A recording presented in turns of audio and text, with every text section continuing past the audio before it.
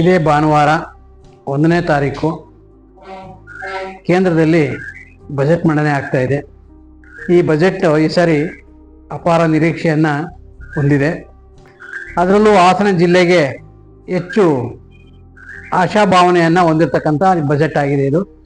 ಪ್ರಮುಖವಾಗಿ ಹಾಸನಕ್ಕೆ ಇಂಪಾರ್ಟೆಂಟ್ ಏನು, ನಾವು ಹಾಸನ ಜನ ಏನು ಇಷ್ಟಪಟ್ಟಿದ್ದಾರೆ, ಯಾಕೆಂದರೆ ಸ್ಪೆಷಲಿ ಕರ್ನಾಟಕದಲ್ಲಿ ಹಾಸನ ಜಿಲ್ಲೆಗೆ ಹೆಚ್ಚು ಇದು ಕೆಲಸ ಕಾರ್ಯಗಳಾಗಬೇಕಾಗಿದೆ.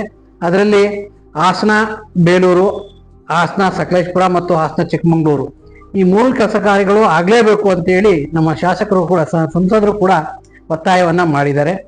ಪ್ರತಿ ಇಂಪಾರ್ಟೆಂಟು IIT, ಹಾಸನದಿಂದ IIT ಸರಿ ಆಗಲೇಬೇಕು ಅನ್ನೋ ಒಂದು ನಿರ್ಧಾರವನ್ನು ನಮ್ಮ ಸಂಸದರು ಮಾಡಿದ್ದಾರೆ.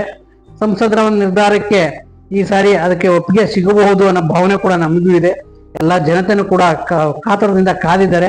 ಹಾಗಾಗಿ ಆ ಒಂದು IIT ಉದ್ದೇಶಕ್ಕೆ ಇದು ಅನುಕೂಲ ಆಗ್ಬಹುದು ಅಂತೇಳಿ ಒಂದು ಭಾವನೆ ಇದೆ. ಹಾಗೇನೆ ಇನ್ನೂ ಉತ್ತಮವಾದಂಥ ಕೆಲಸ ಕಾರ್ಯಗಳು ಹಾಸನ ಕ್ಷೇತ್ರದಲ್ಲಿ ಇರ್ತಕ್ಕಂಥ 7 ಕ್ಷೇತ್ರಗಳ ಪೈಕಿ ಒಂದು ಪ್ರಧಾನಮಂತ್ರಿಗಳು, ರಾಷ್ಟ್ರೀಯ ಆರ್ಥಿಕ ಸಚಿವರು ಏನಿದ್ದಾರೆ ಶ್ರೀಮತಿ ನಿರ್ಮಲಾ ಸೀತಾರಾಮನ್ ಅವರು ಉತ್ತಮವಾದಂಥ ಬಜೆಟನ್ನು ಕೊಡೋದ್ರ ಜೊತೆಗೆ ಉತ್ತಮವಾದಂಥ ಕೆಲಸ ಕಾರ್ಯಗಳನ್ನ ಹಾಸನಕ್ಕೆ ಈ ಸಾರಿ ಬಿಡುಗಡೆ ಮಾಡ್ತಾರೆ ಅನ್ನೋದು ಒಂದು ಭಾವನೆ ಇದೆ. ವಿಮಾನ ನಿಲ್ದಾಣ ಪ್ರೋಗ್ರೆಸ್ ಆಗಿದೆ. ಬಟ್ ಏನಂತ ಅಂದರೆ, ಸಚಿವರು ಇವತ್ತು ಕುಮಾರಸ್ವಾಮಿ ಅವರು ಇದ್ದಾರೆ.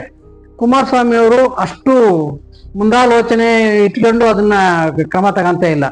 ಹಾಗಾಗಿ ಅದ್ರ ಬಗ್ಗೆನೂ ಕೂಡ ಮುಂದಾಲೋಚನೆಯನ್ನು ಇಟ್ಕೋಬೇಕು. ಅದರಲ್ಲಿ ಕಾರ್ಯಕರ್ತರ ಕೆಲಸ ಕಾರ್ಯಗಳು ಕೂಡ ಮುಂದುವರಿಬೇಕು. ಆದಷ್ಟು ಬೇಗ ಅದು ಪೂರ್ಣಗೊಂಡ್ರೆ ಹಾಸನ ಜಿಲ್ಲೆಗೆ ಅನುಕೂಲ ಆಗುತ್ತೆ.